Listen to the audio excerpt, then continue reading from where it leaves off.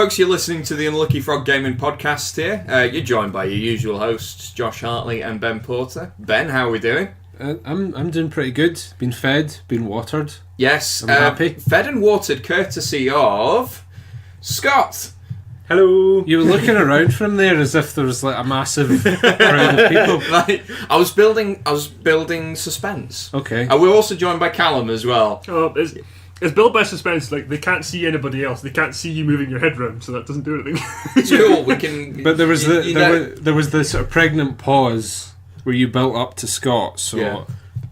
It was suitably suspenseful. And then I just wanted to embarrass him by saying he looked at me. And now I've kind of stolen my own thunder by like introducing you immediately without explaining to the good listeners who Scot is. So Scot's our friend. Well, it's an ex-friend maybe now that I didn't get a proper introduction. Oh, don't be like that, man. But, I mean, amongst other things, Scot plays in the same Pathfinder campaign that I've talked about at length. So you're well acquainted with Biff the dog. I am very well acquainted with Biff the dog. And we know each other from back in the Warhammer 8th edition days as well. Yes, through my previous employment with a certain company that shall not be mentioned at the moment. Yeah. So we thought we'd have Scot and Callum on the podcast just to... Well, I think the big thing we're going to be talking about this week is going to be Malign Portents, right? Yep. It's the big expansion, sort of narrative-driven expansion that they've just brought out for Age of Sigmar, and they're doing a few things that they've not really done before in the game. So. More on that later. Yes, but first, just a little reminder if you've missed it on our Facebook and Twitters and various social medias. We're running a little competition now. You sounded so middle-aged when you said Twitters there. Twitters. Twitter, I don't mind admitting, Twitter was the first, discovering Twitter was the first time that I felt old. Because I just didn't understand it. I don't really get it. It's been out for like 10 years. I know. I felt old 10 years ago, Ben. Yeah. Anyway. You're not the only one. Don't worry. I don't understand the Twitters either. The Twitters. But Charlotte puts in case anyone didn't know, it's Charlotte who handles the Twitter account. Yep. So, and much of the social media in general. Yeah. But we are running a competition to celebrate the fact that last weekend we hit 1,000 downloads. Hey. Yes. Oh, we actually have a crowd as well. That was very satisfying. Yeah. So what are we giving away, Ben? We are giving away a core set of Warhammer Underworld's Shadespire, which has everything you need to play the game. Mm-hmm. 2 warbands, boards, tokens, all of that fun stuff. I nearly said crap. Not really selling it with crap there, but crap there meaning miscellaneous stuff. Yeah, but yeah, it's the reason we picked that. It was our pick for Game of the Year, Warhammer Underworlds. Oh, we're off to our first tournament of it this weekend as well. Yes, we are. Which, I am excited for. But just to enter the competition, all you need to do is to share the post and like the page, and that is both on Twitter and on Facebook. So you can enter twice if you do both. Double your odds. Yep. We are announcing the winner on the 25th of February. I think so. That was a rhetorical question. It is. I'm pretty sure it is. So get your entries in before then, and we shall announce the winner on Facebook, on Twitter, and on the podcast. But Scot knows all about winning. I do. I was the lucky Facts. winner. I was expecting that to be shouted out by now. Yes, I was the lucky winner of the previous competition. It was. I can assure our listeners, it was done at random. In fact, the Twitter winner was a gentleman down in London, wasn't it? So who we had no contact with previously. So that proves. First name Adam. Yeah, so Adam. When we announced this winner, Charlotte actually had to come in to the room to tell us because she could hear us talking about this poor guy, and neither of us could find his name, and we were fumbling through all of the files to try and find it. So she just stuck her head in and shouted it. So yeah, that looked really professional. Or sounded really professional. We seem to have a little bit of amnesia that this isn't going out live, and that we can actually just stop recording and look things up if we really want to. Yeah. So yeah, Scott is the proud owner of an Unlucky Frog t-shirt and dice. Have the dice been lucky or unlucky? They have been mediocre for me. It's probably the best way of putting it. Neither lucky nor unlucky.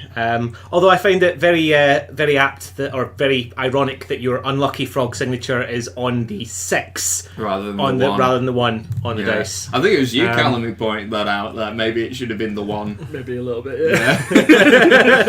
Well, I'll take the irony. I'll take the irony. Being the person who doled out the punishment to the eponymous Unlucky Frog, I think it should be on the 6. Yeah, I suppose. Yeah, one person's bad luck is another person's good luck. Yeah, usually. So was for me. Yeah, it certainly was. But that's another story for another time.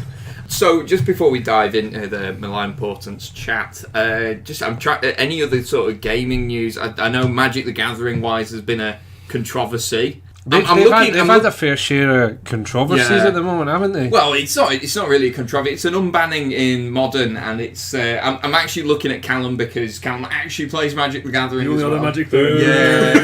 So, what have they unbanned, Callum? So the unbanned.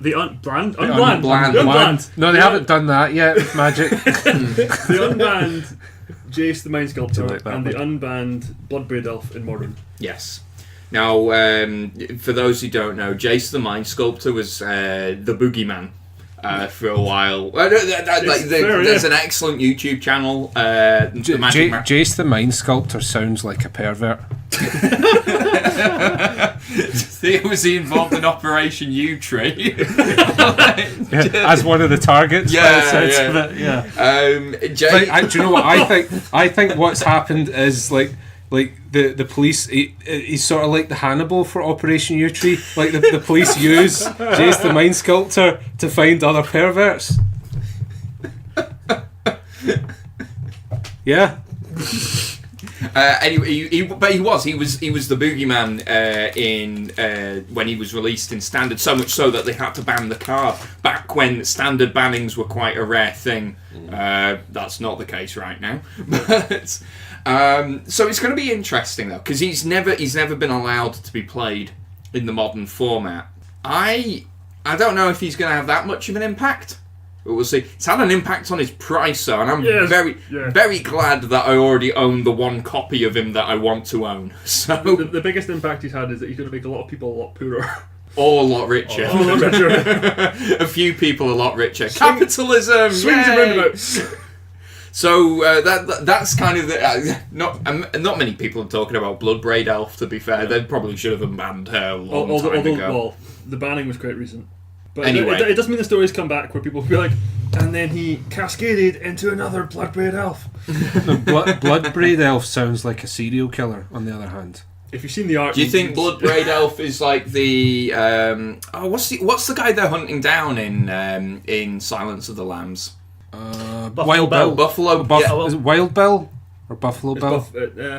It's a cowboy name. Yeah. Cowboy name. Buffalo Bill. Is she the Buffalo Bill then in this scenario where Jace is Hannibal Lecter? Yeah. All right. Cool. I want someone to do an altered art of the Jace the Mind Sculptor card. So there's a picture here of the Bloodbraid Elf, and I imagine what she happens is kind of like Buffalo Bill. She like cuts other people's hair off. Mm-hmm. And then like puts it into her own hair to make it even more impressive. Wow. So it's like really gory extensions. That's her thing. It washes the shampoo out of its hair or else it gets the hose again. There we go. Yeah, that kind of worked. Yeah. So that's the news with Magic the Gathering. What gaming have you guys been up to then? Well, you mentioned another little. Well, there has been another controversy. This in the worlds of Games Workshop. Actually, the Las Vegas Open has just happened, and I came across this through an element of good news from it. So the Warhammer community site posted up that they were donating £5,000. Sorry, $5,000. Okay, I should say, because this is American. $5,000 to the chap who came fifth in the so they forget this right. Fifth in the Las Vegas Open. For the 40k. For the 40k, I should say for the 40k. Due to unsportsmanship-like behaviour from his opponent. There has been. We may have been discussing this before the podcast started, and there are mixed opinions on this. I'm on the side of the other guy. I'm going to put myself out there. Anyway, explain what happened. So what happened was, during the semi-final match, two long-time opponents had agreed not to slow play. And for anyone who hasn't experienced this, of which I hadn't up until about a year ago, slow play is just where you do everything you can to draw out the match so that you end up winning on your own terms rather than on the terms of it. Slow play sounds like a sex move.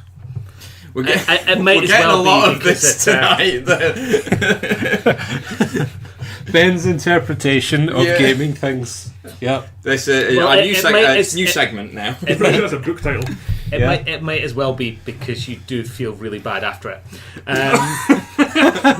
You feel really dirty after it. But anyway, so they'd agreed to play through normally. Now they're going through, I believe it was turn 3, at which stage, it's either turn 2 or turn 3, at which stage one of the players, and I should actually really look up names, that would be helpful right now. One of the players decides to deep strike a unit. Now, that sounds like a sex move. Deep strike. deep strike a unit, yeah. So he decides to deep strike this unit. Now, by the letter of the rules, after he has finished deploying this, then that is the end of the movement phase. Now, he did this, his opponent helped him set this unit up, and then as he went to move another unit, his opponent turns around to him and says, right, that's the end of your movement phase, we move on. So, by the letter of the rules, his opponent was playing along to it. However, they had been helping each other move models during the game. They were both really good friends, and the opponent did not allow him to redact his move, take his turn, and then redeploy the unit. Yeah, and I'm totally on the side of the opponent here. The issue was, though, and this is the thing where I think the unsportsmanship behaviour comes in, is that his opponent coaxed him into it. From what I can gather, effectively coaxed him into it. Didn't give him any warning or any pre-knowledge of what was happening. Now, the moral of the story is, don't screw people over because it happens to you. Because in the next game, he did something wrong and paid for it by losing again. But the good thing that's come out of this is that the tournament community has started to realise that it's moved, the game itself has moved away from sportsmanship, and it's become more about the winning at any cost. So in honour of that, a very kind donor who you can look up online and find out who it was that did it, because I forget the name. We'll put a link to the Warhammer community article. Has basically agreed to donate $5,000 to the loser in that case. He took the great charitable nature and donated that to a children's hospital near him, and also got his own employer to match that donation. At which point, Games Workshop have turned round and also matched that $5,000 donation as well. So that's nice. In total, for being a valiant sport and not moaning like a whiny little bitch for this, he has. Which I would have done. He's benefited. He's benefited his local community. Yeah. But the key element here is, and this is where we've had the discussion of what is unsportsmanship behaviour in that, and what counts towards it. Say, I'm on the fence of, if you make that one silly mistake and you're good friends with your opponent and you're playing a game that revolves in a lot of variables and a lot of intricacies to it, does going, all right, well, that's the only thing I've done this turn, can I not move that back, finish the turn, and then do it again? So my argument is, and I think if it was a friendly game or even like a small tournament, then fair enough. You should probably let the other guy undo it. My thing is, if you're at high-level tournament play, which Las Vegas Open is, that's probably one of the biggest tournaments in the world. Part of being a good player is knowing the rules inside out and having discipline. That's true, but it's the fact that this guy essentially helped him off of a cliff. That's the thing here. Is, so do you think I'm very much of the belief that you're responsible for knowing your own rules, particularly in a tournament. Mm-hmm. So, I mean, there have been times where I've forgotten something in a friendly game and I'm like, oh, do you mind if I redo that? And most of the people I play with are like, yeah, that's cool. But if you're in a tournament, and this has happened to me where I know I've forgotten something and you just have to let it go. Because the other issue that I have with this as well is that with Warhammer 40k specifically, there have now been 8 editions of the game, and the specific deployment that he has used, and the more astute rules lawyers out there will probably correct me on this if I get it wrong. The old way of deep striking was at the start of the movement phase. It was the first thing that you did before you brought on any other units. Mm-hmm. So it's just been habit for a lot of people? It's been habit for a lot of people. It was 4 years that had happened, if not more. It's now moved into 8th edition, although a great amount has changed. A lot of it has still stayed the same, as it does with most edition updates. So if you do that with one unit at the start of quite a lengthy tournament, this is a semi-final, so they've been going for days now with this. You make one minor slip-up that was okay in a previous edition, and someone jumps down your throat for it. I mean, all the more reason that, you should make sure that you know the rules inside out. I know I'm being harsh, but tournament play you are is being harsh, but I do think that was particularly insidious what that guy did. But he got his comeuppance. Yeah. What are your thoughts, Callum? I'm somewhere in between. I sort of agree with you, but having played at Magic Grand Prix having done that myself. Well, this is it. Like I've had that happen to me in at Grand Prix level at Magic the Gathering, and you just kind of have to take it on the chin, right? Because the judge ruled against me as well, because it was my responsibility to know what the rules are. I mean, that's the thing, isn't it? But more often than not, you do have a judge or an overseer of some description, so you can always appeal decisions. So that's how you could get around. I mean, I don't know. Did that guy appeal that? Well, I think that was the reason why he basically this whole thing has come about, is that he didn't make a big fuss about it at the start. He just got on with the game and just dealt with it. Yeah. And allowed his opponent to be a dick about it. See, I would have said, if you don't mind, can we let a judge make a ruling on this? Yeah, that's what I would have done. I think that's what should have happened. Actually, I don't know how these high level tournaments work for 40k. I'm assuming it's somewhat similar to Magic the Gathering, where they have like a team of judges who will arbiter over the whole event, right? Yeah. So. I think that's what should have happened. Obviously, this guy just wanted to get on with things. Most rule packs, even for small tournaments, say that if you have a rules dispute, they throw out the rule of cool thing that Games Workshop say, dice it off, because you just can't do that in a tournament. Not in a tournament scene, yeah. And so pretty much every rules pack I've seen is, if there's a rules dispute, put your hand up and an organizer will come and. I think the issue here was not that the rules weren't in dispute. Yeah. It was that it was just ungentlemanly, shall we say. I think it is. It's I mean, I've already said that. It's one thing to capitalise on a mistake that your opponent's made, because that is a legitimate strategy. Mm-hmm. I mean, that's the Fabian strategy, isn't it? It's like, wait for your opponent to make a mistake, and then you capitalise on that.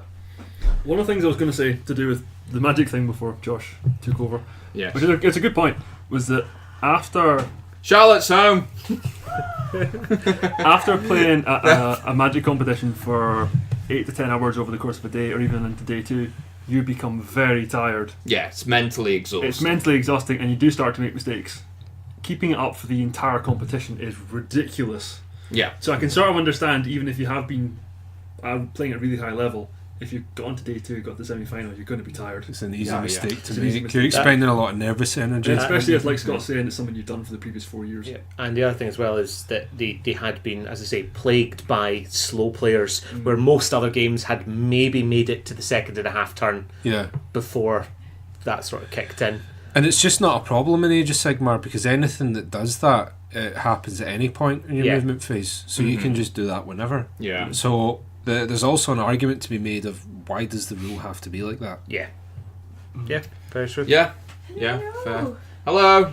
You're on the recording. Okay. We're recording. Oh!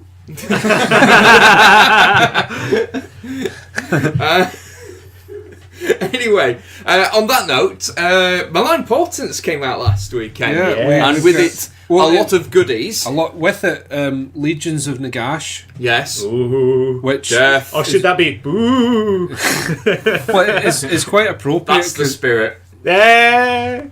What am I doing? You two get out of my house. Josh and I apologise now for the potential amount of dad jokes that may I come from apologise for nothing.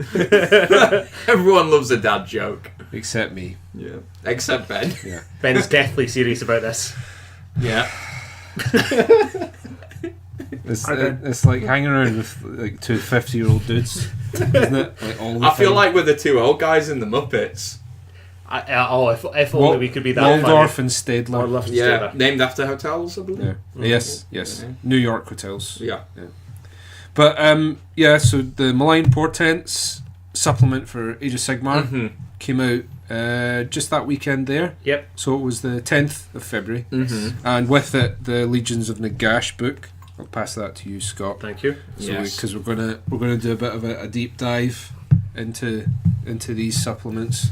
Okay, so first of all, then, for those who don't know, what are contained within each supplement?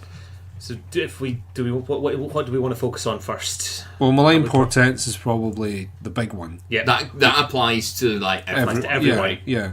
So, keeping up with what they've been doing with Age of Sigmar, Games Workshop are really progressing the narrative, which is great to see because it was stagnant for so long with 8th edition. Well, they've said that so with Warhammer 40,000, they have a universe that they build within.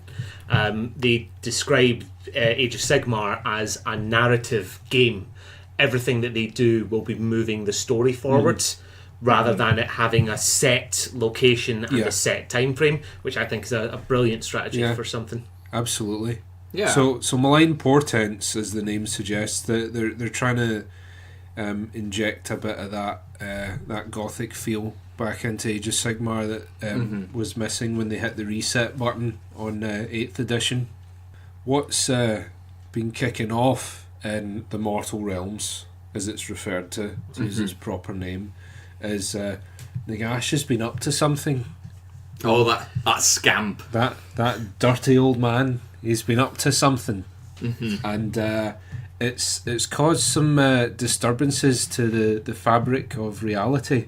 And that's where the Malign Portents come in, is that you get all these horrible signs appearing, haven't you? Like the Bale Moon, the Writhing Serpent, the Falling Star, that sort of thing. So it's all very ethereal.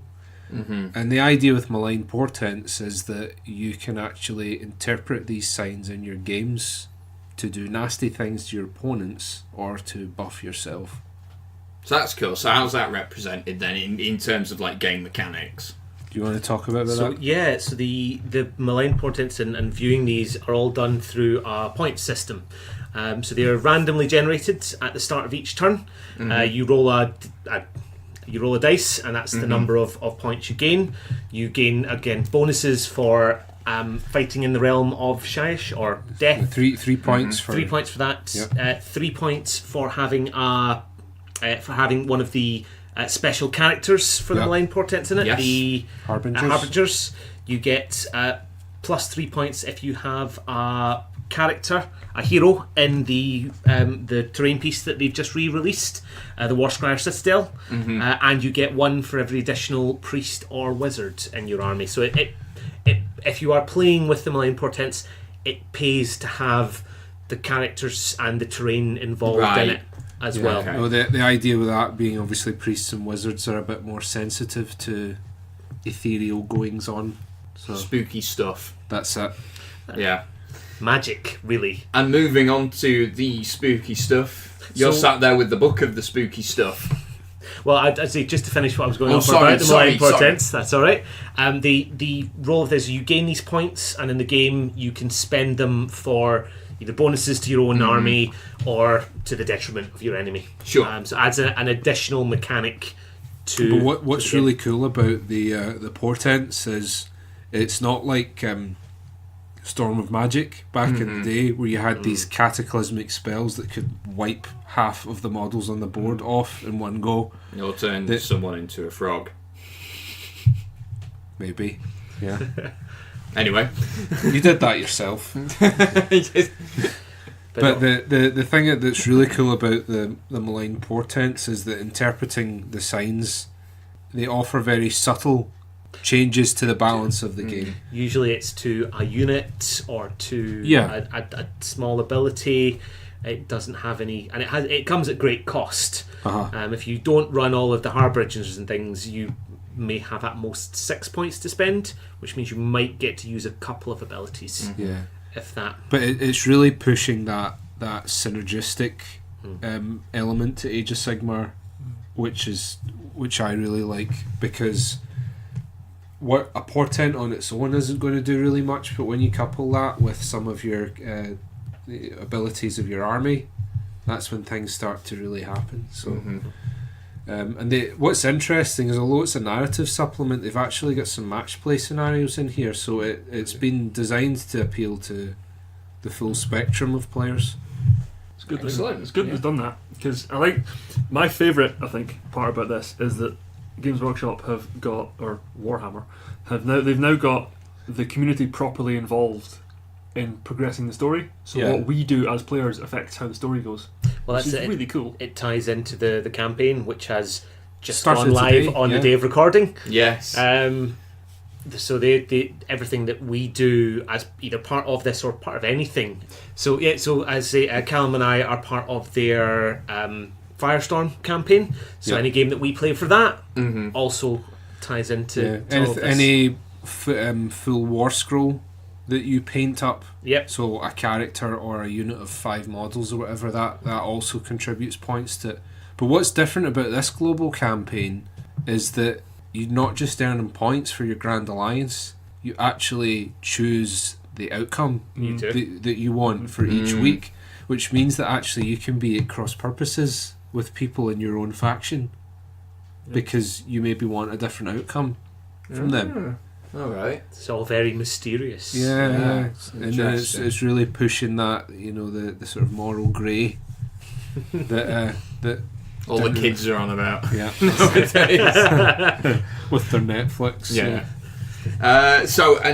Just quickly to round things off, Scott, we've got the new expansion then for Death as well. We do, yes, the Legions of Nagash, which gives, and I keep saying this very ironically, Death the kind of shot in the arm that it's been needing for a little bit. Breathes a bit of new life. Oh, okay, yeah, you are far better at that than I am. I mean, you could say they've resurrected some of the previous rules for it as well. I'm getting very stern looks off Ben and Callum here. I can see Josh. Desperately Josh and, racking my mind for another one. It's actually stressing me. Josh and Scott are actually aging with every joke. You can say it's a curse of years. Yeah. The rise from the grave. No, so No. the death, the new Death Battle Tome Legions of Nagash moves away from a mechanic that was, especially in the match, the competitive play, heavily nerfed, as it was said. That they've removed the ability to summon deathly units onto the battlefield, and rather than sort of, they now just have the ability to heal.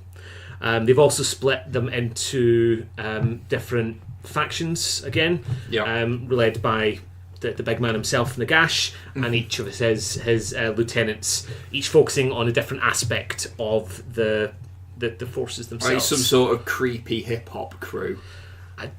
Potentially. Yeah. You got. Why a hip hop crew? I don't know. It's just like it amuses me. Okay. Nothing else. Okay. But yeah, it also adds, of course, new magic into the game, and gives. Because they've got a their bit own more spell expansion. lores now. They haven't have 2 different spell lores. Yeah. One for use with vampires and one for use with necromancers. Cool. So it's a fantastic investment for death and death players in general. Yeah. And £25 RRP. I'm looking at you, Wizards of the Coast. My friend Stephen picked up that book for 20 odd quid. Yeah, I got it on Amazon for Yeah. 26, but yeah, no, the Wizards RRP is like £42, Yeah. which is insane. I don't care. You know that like, people have come up with all sorts of justifications for that price tag. That is bonkers for a book of that size. Because like you get the Legions of Nagash book here, right? That's what. It's like 100 odd pages. Yeah, so it's like pretty much the same size as Xanathar's Guide to Everything, which is almost double the price of this. And it, you know, people have tried to say, oh, but you know, Xanathar's Guide to Everything, they make artwork for it. They've done that here as well. You feel quite strongly about There this. is the point that I want to make in this, and I'm not trying to justify the cost of Wizards books or anything like that. I can see why Games Workshop are lowering the prices of their battle tomes and things. Because previously the book of this caliber would have been at least £30, if not £35. Yeah. But Yeah, maybe. they make their money off of the plastics that they sell, the plastic model kits. So if they lose a bit of money on the book, but they sell 6 or 7 times more model kits from that, they're going to make a lot greater profit. Well, it's what the supermarkets do, isn't it? It's Yeah, like, loss leaders. lure them in with cheap milk, and then they'll buy all our other crap. Yeah. So I can say not that I'm justifying that there are always costs and things behind something else, and if they've got no other ability to make profit off something, then the single book that they sell will be more expensive. But yeah, why is it almost twice the price? Really, would be the question. I can't see where the money's going. I've heard different reasons for it, and I still can't reconcile them with that price tag. I'd just like to take a moment to point out to our listeners, we should say we are in no way affiliated with Games Workshop or Wizards of the Coast for that matter, but GW, if you're listening, we could be. Anyway, guys, I think that's going to be all that we've got time for. But thanks for coming on the show. Again, for you, Callum. Right. You are our Lanky Santa over the Christmas episode. And we've been wanting to get Scot on the show for ages as well. So thanks for coming some on. technical issues, you don't have to, but thank you for having me. We'll probably have Scot back to do when we start doing some videos. Yeah, let's get some painting up in this. You get to see my shining face. You get to see your beautiful shining face. Yes. But in summary, Malign Portents, thumbs up from everyone. Yep. It's looking good. 15 quid as well. Mm-hmm. Yeah. Oh, yeah. Again, Take that, Wizards of the Coast. Like a dog with a bone. Anyway, good night, guys. Thanks for listening. Bye. Bye. Bye. Hi everyone, it's Charlotte from the Unlucky Frog Gaming Podcast. Thank you so much for listening. Now be sure to follow us on Facebook and Twitter. All you need to do is search Unlucky Frog Gaming. You can also show your support for the Unlucky Frog through Patreon. To find out more information, check out our website www.unluckyfrog.com. Thanks, bye!